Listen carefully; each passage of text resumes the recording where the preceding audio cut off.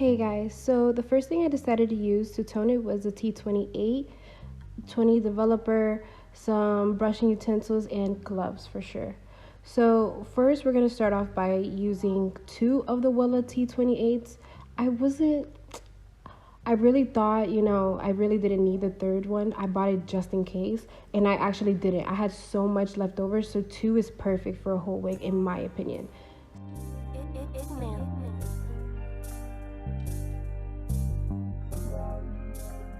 So after I mix both of those two in there, mix it around, and then we're gonna get started with the hair. Okay, so for today's video, we're gonna be working with this wig from Yoowigs, and this is the 6/13 wig in the 22 inches. And today I'm gonna turn it into like an ash blondish type of color, which is gonna be really cute. I really do like the lace so far because it came in kind of like a medium color, but I guess with the blonde it looks a little light.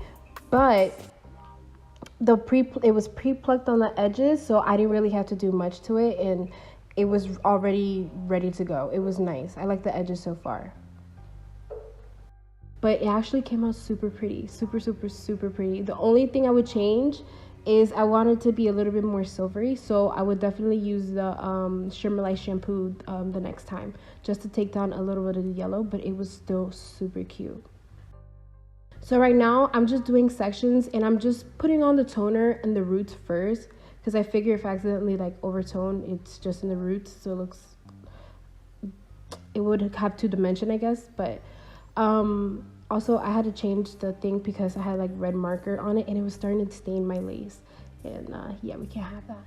So yeah, I'm just pretty much doing that for every section, just putting a bunch of the toner on there at the roots, and then I'm gonna go back in section again and just fill it on in and just put some toner everywhere all the way to the tips. Also, I split it in half because I wasn't sure how slow I was gonna go, so in case the front is dyed and it looks like I should wash it out, I can wash it out without it like messing up the bottom half. Does that make sense when I later decide to do it? Also, I tried to brush out every section, like comb through it, because I wanted it to be as even as possible. I don't want like like chunks. I want it to look really professional. So I knew if I combed it out, that would be a higher chance that everything got like the same amount of product, and it's gonna be even. And it actually did become really even. It was really nice. I left the toner in the hair for about 30 minutes and then I rinsed it out. So I rinsed out right after this, I pretty much rinsed out the front portion, and then I continued back after I rinsed it out, and you guys will see that in a second.